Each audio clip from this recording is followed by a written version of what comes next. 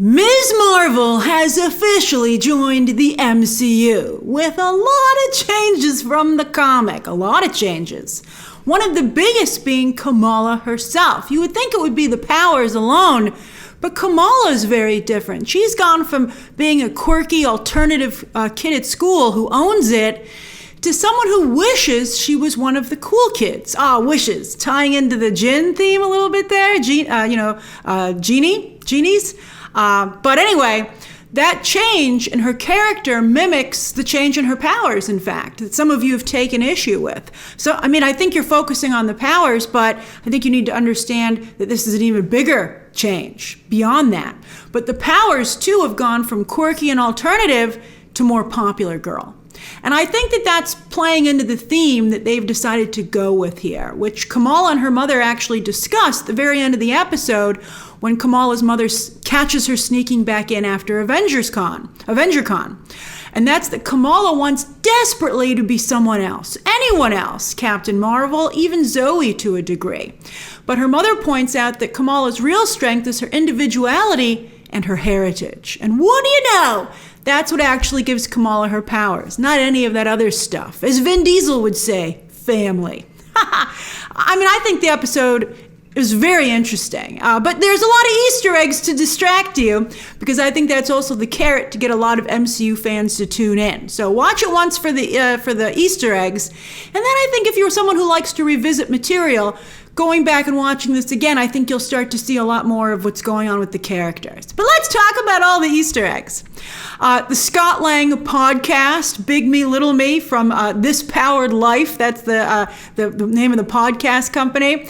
That is such class. That's such a perfect thing for Paul Rudd, Scott Lang to do. And Paul Rudd had a cameo in Chippendale Rescue Rangers too. I think that's one of the benefits of casting maybe someone with a little less star power than other people in the MCU, and that they're willing to do all these cameos. He doesn't show up here himself, but I think that's very funny. And I would love to hear episodes of Scott Lang podcast. I'd be like, Paul Rudd, how much for you to record a couple of these? I think people would definitely listen.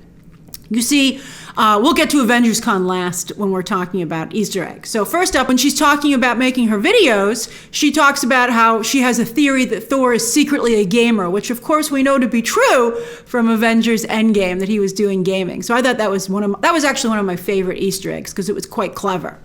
That's again, Chris Hemsworth should go in there and go on Twitch, do some gaming to promote stuff. I think that's fantastic. This is like some really cool, clever, organic advertising. Trust a Bro, you see that truck in the end credit scene, and that's of course the company from Hawkeye. And then also a lot of the art in the end credit sequence, by the way, is from the comic, the original comic. So it's nice to see it, but it's so not the Kamala in the show. I think it's a little disjointed, and I don't think it benefits them to remind you of how much they've changed the character. Then also, as you can see, just like in the comic, Kamala is a huge Captain Marvel fan, and she starts out today's episode with, again, making one of her animations, which I thought were pretty good. It's clearly very big budget, made to look like low budget. But, right off the bat, she's like, who saved the day in Avengers Endgame? Captain Marvel, which is going to annoy a lot of people, and they even acknowledge some of the hate towards Carol with, Kamala defending her with the accusations that she's abandoned Earth. She's like, maybe Carol just needed some me time. She's got stuff to do. And I have to say, I thought that was one of the coolest moments for Captain Marvel when she busted in at Endgame and went right through Thanos' ship. I thought that was really great. I loved it. I think that it's a missed opportunity for them not to post some of these videos. I know they might have been worried about backlash, rightfully so. But I think people would have checked them out if they'd really made an effort. I think it would have been a fun thing to do. Also, for Kamala, not a lot of competition for Captain Marvel stands out there. I think she could really dominate that conversation. So I'm surprised that they made it that she has no views, less views, like so little views. I think that it's weird that, because it's a show. They made it up. I think that, again, because there's so little Captain Marvel specific conversation out there, I think Kamala should have been made to dominate that space, even if it was small. Show her being like a leading voice in Captain Marvel fandom online. And also, Brie Larson has to show up after all of this. I mean, how does she not show up? And I think she will. I mean, she's doing the ride in Disneyland Paris. She's doing some of the stuff. She made an appearance for that. So she too is available for parties. All right, just like Paul Rudd. All right, then when she's talking to Bruno about what should be their flourish for the cosplay competition, what's going to be her twist on Captain Marvel, they had some really cool graffiti in the background, highlighting some different choices they could go with. Steampunk Captain Marvel, Captain Panther, a take on Black Panther, Iron Marvel, like Iron Man. I really liked Doctor Strange Marvel with, doing all that arms. I thought that was really cool. That was like my favorite, just visually. Then they had Asgardian Captain Marvel, who was a lot like Valkyrie on the Rainbow Bridge.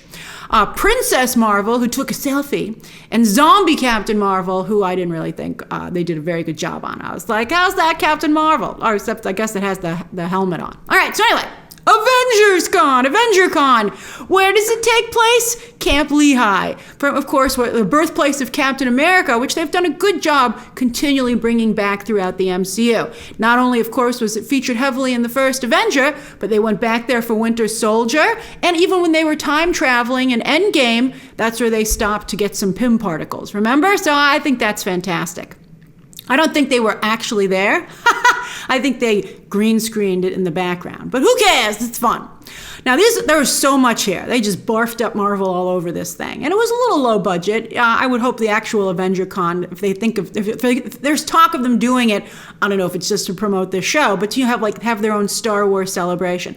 And I would hope it would be a little bit, better than this. This was a little low rent, but I think, it fit with the theme of the show, right?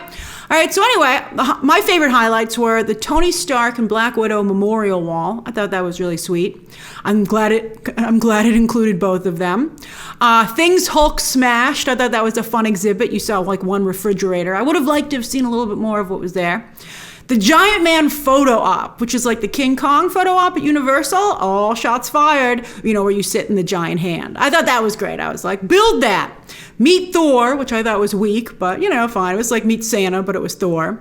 And apparently they let you borrow the wig, which Bruno was wearing. You're welcome, America, Captain America butt art. I was like, that's hilarious. Lots of Captain America merch, lots of merch across the board.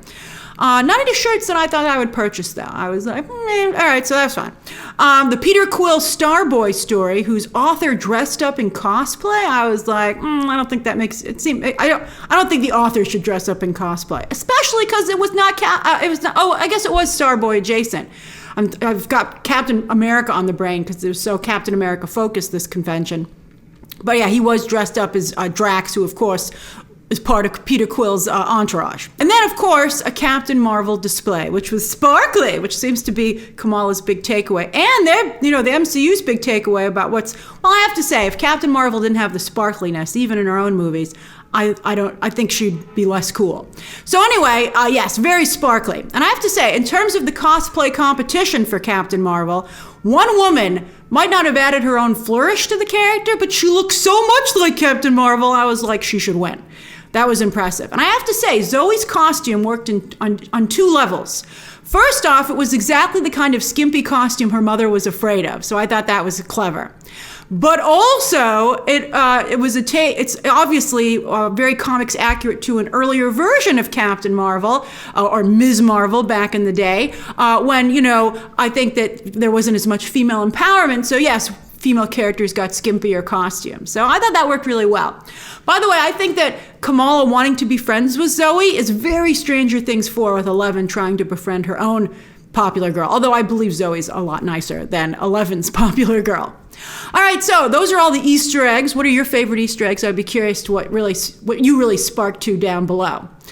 There's a lot of great opportunities there. Whoever came up with the AvengerCon stuff should work in Marvel marketing. I'd be like, you should be hired because you're good. All right, back to the story. Really great use of Pakistani culture. I think having her brother's wedding as a B or C storyline is great. And Kamala helping her mother. It gives them time to spend together. I think Kamala's family is wonderful. I like that they went to a halal cart. Of course, there's that famous first Avengers end credit scene. It created the modern end credit scene with the shawarma. I'm like, I see crossover potential here too. And then also the talk about another woman in their community who dared to break with tradition and not get married after all. She'd broken off her engagement to travel the world and was hanging out with a guy not from the community. Kamala says, good for her. She wanted to see the world. She's doing it. I agree. Good for her. She could have seen the world with her husband, right? Her fiance. So clearly she wasn't into the marriage. Then also they get that box from Kamala's grandmother. And that, by the way, is a milk toffees box you can see, which is a very popular candy in Pakistan. So that was really well used. That was great. That was a nice little flourish. Now her mother keeps saying, so you don't miss it, that she comes from a long line of fantasizers, right? And she's very worried that Kamala is following suit. She mentions it at the beginning of the episode about driver's ed when Kamala failed the test, and the end of the episode when they have that heart-to-heart.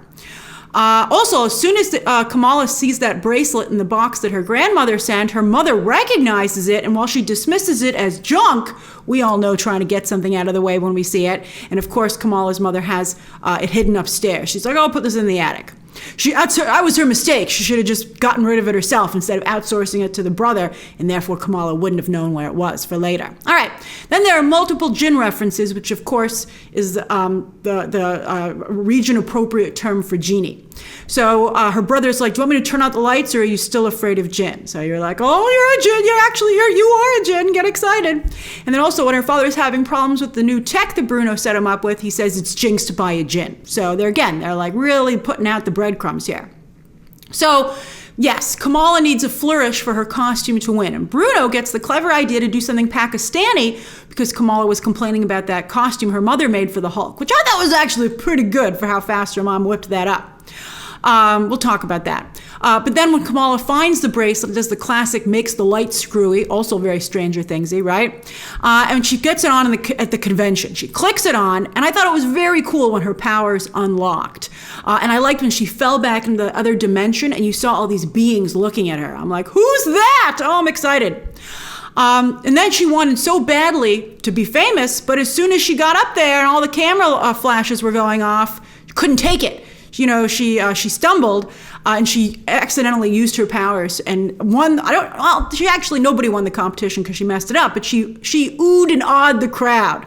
But she also caused an accident, a chain reaction where first Ant-Man's giant head fell off and then it unhooked a giant fake Mjolnir, which put Zoe in a considerable amount of danger. I'm surprised Zoe was totally fine after that. But Kamala saves her, and I think as a nod to the comic book fans, uses her powers in a way that is somewhat similar to how the character acted in the comic. And she doesn't really do that much in episode 2, but I think that was a nice nod to where the powers started. And then she even uses the powers to sneak back in unknowingly when she's trying to climb back up into her room. So you're kind of getting an idea of what she can do. Before she even does. Wait till next week's episode. And then, at the very end of the episode, she's looking at her powers and she's like, cosmic. And I'm like, really? I guess because she's a Captain Marvel fan, but I'm like, I would think that Jinn, aka genies, would be in the MCU mystic area with Doctor Strange and Scarlet Witch. She's not granting any wishes or anything besides her own. But it just seems like a better fit there. So I'll be interested to see MCU Jinn mythology and how they tie it to cosmic. Obviously, it seems that the Jinn of legend got their powers from space. But, Kamala Khan's in the upcoming Marvels movie, so they're going to have to figure it out somehow. By the way, I'd like to give a shout out to Kamala Khan's manicure. It's lovely. I love the different colored nails. And for a character that uses her hands a lot, I appreciate that she thinks about the aesthetic of how her manicure looks. Awesome. All right. I also believe, and please let me know for those of you from the community, I think Kamala is trying to show her creativity any way that she can, trying to then, but also be respectful of the very strict laws of her community and her parents. So I think that's one of the reasons that she has such a great, clever manicure. Well done. I noticed it. I think it's great. All right, so let's talk about that fight with her parents. It's the exact same scene as Turning Red, but here her parents are trying, and her brother's helping too. She has a brother, a really nice brother.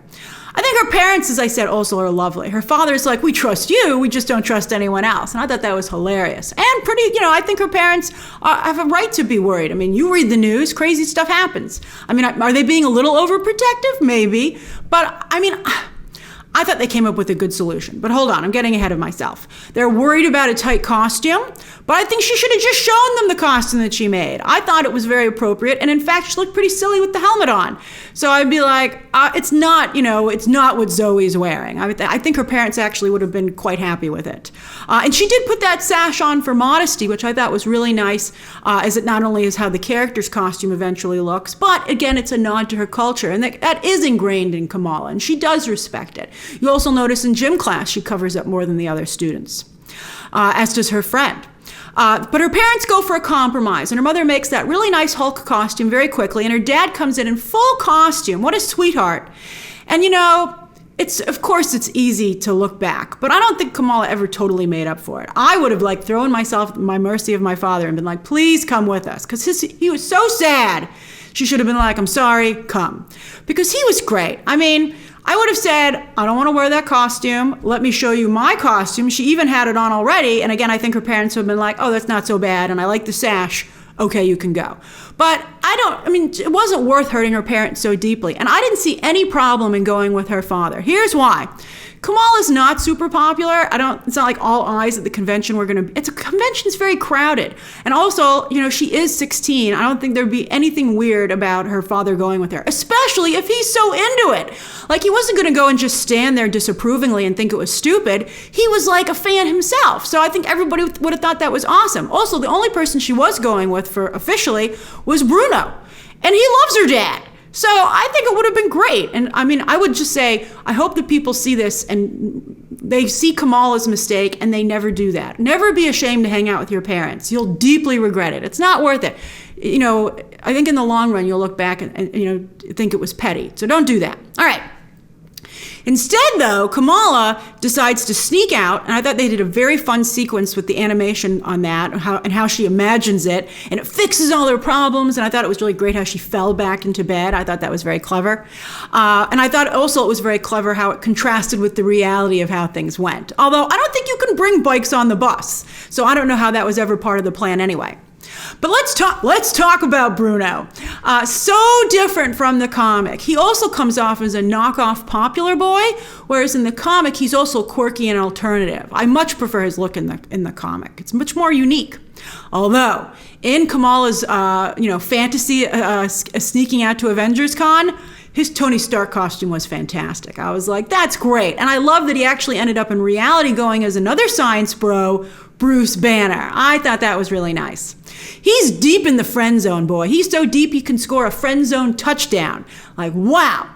He's helping her make a cosplay costume. They seem to have been friends for a very long time, and I don't think he's making any moves. I'd be like, come on, Bruno, you got to make it clear that you like her. He's instead working the parents, right? Friends with her dad. I like that her dad turned on cricket, right? Again, a nod to Pakistan. He got some food to go from her mother, which was very sweet. And you can see that he's interested in maybe going to Caltech, but I'm like, why not? Why not Tony Stark's alma mater, which they talk about all the time in the MCU. And also in the comic, he ended up going to study in Wakanda. I think there's a missed opportunity for, MIT, that's the school. But, that they're doing that Ironheart, a lot of MIT stuff. But I wish that they had him just like in the comic, considering attending something in Wakanda. I guess the show doesn't want to pay for it. But, that's a shame. But he makes those wonderful gloves for her. I was like, wow, those are amazing. Those were a great touch to the costume. I thought the best part of the costume, and it was, again, a mean thing to do for her to forget them on the floor of the bathroom, especially because she just got them, and I think they were such a cool element in the costume. They were the finishing touch, and she forgot them, and you could see how much that hurt Bruno. I felt very bad about that. I think worse than Kamala felt about it. All right, so anyway, I also want to give a shout out to Mr. Wilson, the guidance counselor, who's played by up-and-coming LGBT comedian Jordan Firstman. What a scene stealer, and he's sticking around. He has even funnier lines in the next episode. I like him a lot. And we got an end credit scene. I always love a good end credit scene, especially if it moves the story forward as this one does and it features an awesome character. Remember this guy from No Way Home? The Department of Damage Control actually came up in Homecoming because that's the division that put Vulture, Michael Keaton's Vulture, out of business. But they didn't make a huge impression there. They made a bigger impression in No Way Home, thanks to Adrian Moyad. He's just a fantastic actor. I love him so much. He's a regular, well, not a regular, but he shows up consistently on Succession, where he's amazing. And he was also the lawyer on Inventing Anna, and I'm so glad to see him getting more work. But it's a quick scene. Basically, of course, there were a lot of people taking video and posting at Avengers Con, and who could resist the debut of a new soup? Or at least something's going on there in the Department of Damage Control. It seems like they wouldn't look into that. It seems like I think that name for the department doesn't make it seem like they would have superhero oversight. We're getting into the boys' territory here. But I guess they do, obviously, as we know from No Way Home. So they're like, let's go look into this. So, well, I've seen episode 2, so I'm excited for that. But it's fun. It's not anything big, but it's fun. And I thought this was a good hook at the end of the episode. I liked it. And I was just so happy to see this actor again. I hope he becomes an MCU regular. All right, so what did you think of the first episode of Ms. Marvel? Both Ms. Marvel comic book fans and those of you who are new to the character. Share those thoughts down below. And of course, as always, you can check out some more videos right now.